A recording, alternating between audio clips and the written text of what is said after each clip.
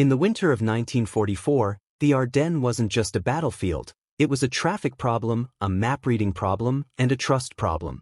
In the middle of Germany's last great offensive in the West, a strange fear spread behind Allied lines. The enemy might be wearing American uniforms, driving American jeeps, and giving perfectly confident directions to the wrong road. The plan was called Operation Greif, and it aimed to steal something more valuable than territory: time to seize bridges, time to keep momentum, time to make the Allies doubt their own signs, orders, and strangers on the road. But here's the twist: Greif's real weapon wasn't sabotage. It was the reaction it triggered. The Ardennes Offensive, launched on December 16, 1944, was Germany's gamble to split Allied armies, force a political shock, and regain breathing room on the Western Front. The main effort depended on speed: armored columns pushing through narrow roads, capturing crossings before defenders could demolish them, and reaching the Meuse River before the Allied response could fully awaken. That's where Operation Greif enters the story, because Greif was designed to make those first, fragile days even more chaotic. Greif was built around a simple idea: if German troops could infiltrate the Allied rear disguised as Americans, they could misdirect traffic, disrupt communications, and delay reinforcements long enough for the spearheads to keep moving.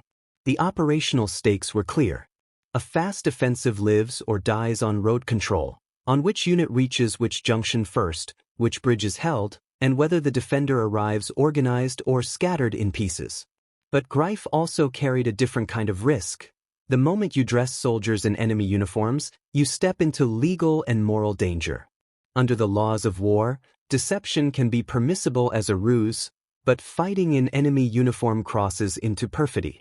The boundary matters, because in wartime it can decide whether a captured soldier is treated as a prisoner of war or executed as a spy.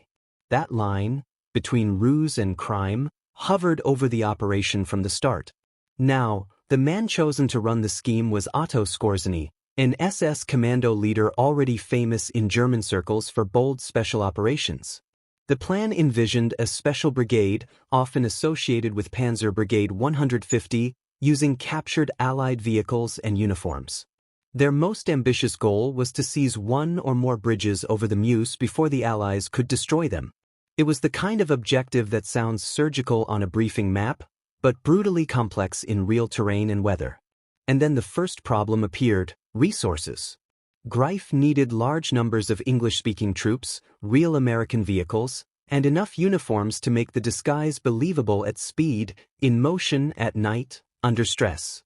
What Skorzeny actually got was far less. The pool of fluent English speakers was limited, and the supply of captured equipment was thin. Many American vehicles were German substitutes repainted and marked, and even armored vehicles had to be disguised with improvised modifications. It looked convincing at a distance, until it didn't. But here's the twist: Greif didn't need perfection to be dangerous. It only needed to make the Allies think it might be happening at scale. Training began under tight time pressure. The Ardennes Offensive timetable left only weeks to recruit, train, and rehearse. Special operations don't thrive on rushed preparation, especially when they depend on language nuance and cultural cues. A disguised team can fool a checkpoint for a few seconds, but every extra sentence is a chance to slip. The commando element, small teams meant to operate in the rear, had tactical tasks that could genuinely slow an army: turning road signs, giving false directions, cutting communication lines, and guiding Allied vehicles into the wrong flow. These are small actions, but they attack the battlefield's nervous system. If the main German thrust could gain even a few hours at a critical bridge or crossroads, Greif's value would multiply. And yet, the operation was also shackled to the success of the main offensive.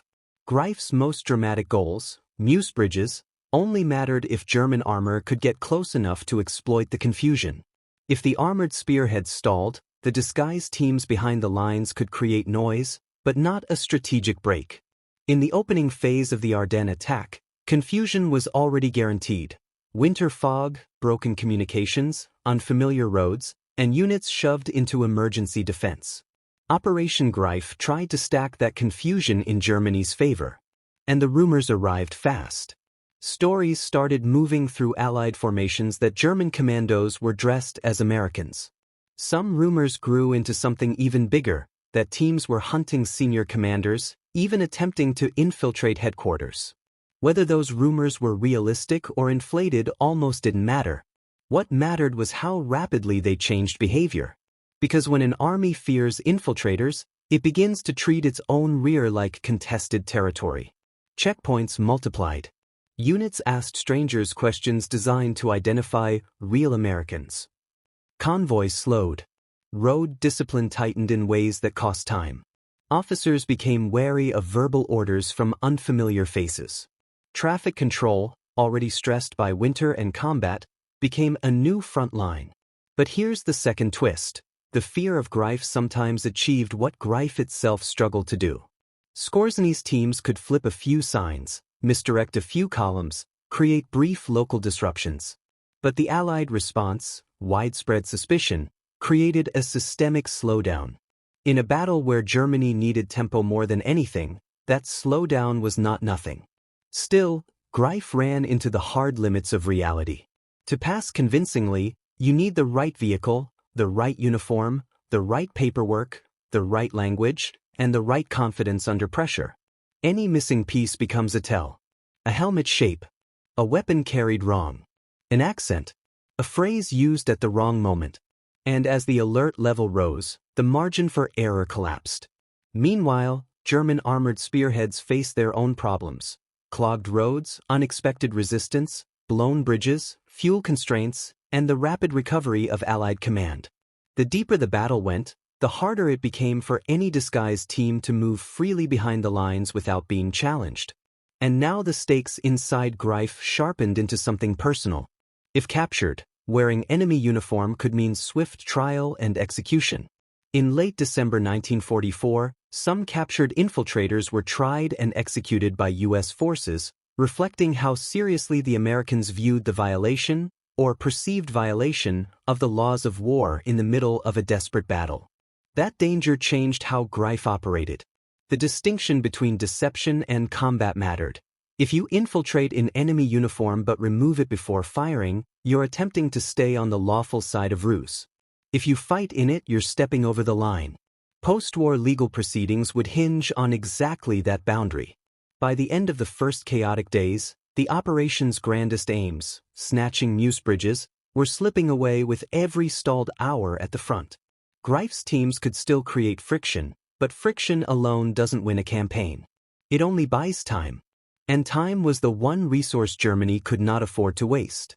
So as the Ardennes battle widened and hardened, Operation Greif faced its own turning point: either continue chasing the original special mission fantasy, or be swallowed by the reality of a conventional battle that was no longer unfolding on German terms. Mini cliffhanger, end of Module 1. And that's the moment the operation hit its most uncomfortable question. If Greif couldn't deliver the bridges, could it still deliver something else? Something the Allies would remember long after the snow melted? Because the next phase wasn't about clever disguises. It was about consequences, battlefield paranoia, legal reckoning, and a lesson modern militaries still study. Operation Greif was designed to steal time during the Battle of the Bulge. Small German teams disguised as Americans to misdirect traffic, disrupt communications, and deepen confusion behind Allied lines. The stakes were huge because Germany's offensive needed speed to reach key crossings before defenses solidified. But the operation was limited by shortages, few fluent English speakers, too little captured gear, and by the Allied reaction, security crackdowns, checkpoints, and spreading rumors that changed how the entire rear area functioned. Now the story pivots to the turning point, what Greif became once the front stalled, and how the aftermath turned a small deception mission into a lasting case study. As the Ardennes Offensive continued, the battlefield began to favor the side that could organize faster. The Allies absorbed the initial shock, stabilized key junctions, and started moving reinforcements into the fight. In that environment, the original Greif plan, rapid infiltration to seize Meuse bridges, became harder to execute with every day. This is where a practical decision shifted the operation's character. With the offensive not reaching the conditions needed for Greif's deepest objectives, Skorzeny's Special Brigade increasingly functioned less like a shadow force and more like a conventional unit, pulled into fights that had little to do with disguise and everything to do with holding ground, attacking positions, and surviving. The operation's dramatic image, enemy soldiers in American uniforms, remained in Allied minds, but the actual military value of the Special Brigade narrowed. But here's the twist: even when Greif's tactical effect was limited, its psychological effect kept compounding. Allied security measures didn't vanish once the first wave of rumors passed. They persisted during a moment when logistics was already strained. Consider what the Ardennes looked like behind the line: winter roads, traffic jams, refugees, damaged bridges, emergency reroutes, and units arriving from different commands. Add the fear of infiltrators, and suddenly every intersection becomes a test of identity. This kind of disruption is difficult to measure in neat numbers, but it's easy to understand as cause and effect. Suspicion forces verification. Verification costs minutes. Minutes become hours. Hours change which units arrive first. In a mobile winter battle, that matters. And the paranoia had a second-order effect. It damaged trust between units. In fast-moving conditions, armies rely on rapid coordination between strangers: military police, engineers, artillery officers, staff cars, dispatch riders. Greif didn't need to destroy bridges to stress that system. It just needed to make the system doubt itself. Still, deception has limits, and the Allies adapted. Once the threat was known, the surface area for infiltration shrank. Disguises that might have worked on December 16th became far less likely to work on December 20th. Alerts went out. Procedures tightened. Units shared warnings. The net got smaller. At the same time, the legal and moral stakes came roaring forward. Captured disguised soldiers were not treated as ordinary prisoners if evidence suggested espionage or unlawful use of uniform. Some were tried and executed during the battle. That reality served as a deterrent and as a. Now the turning point in the larger story arrives after the shooting stops. After the war, Otto Skorzeny and others faced trial related to the use of U.S. uniforms. The case became important not just for what it said about Greif, but for what it clarified about the laws of war. The tribunal examined whether German troops had entered combat in American uniforms and whether that constituted unlawful conduct. A key distinction emerged between wearing enemy uniform for infiltration and removing it before fighting versus fighting while disguised. In Skorzeny's case, the court ultimately acquitted the defendants, shaping how this boundary was discussed in later legal and military circles. But here's the twist that makes Greif worth a full episode. In operational terms, it didn't accomplish its headline objective: no dramatic Meuse bridge capture, no decisive collapse of Allied response. Yet it still changed the battle's experience for the people inside it. Greif proved that modern war can be attacked through cognition, through uncertainty, mistrust, and the forced slowing of decision-making. In 1944, this looked like flipped road signs, false directions, and checkpoint questions. In later eras, the same logic shows up in different tools. The method evolves, the vulnerability remains. And in the Ardennes context, Greif's payoff connects directly to Germany's broader failure. Germany's offensive needed tempo and fuel and intact routes.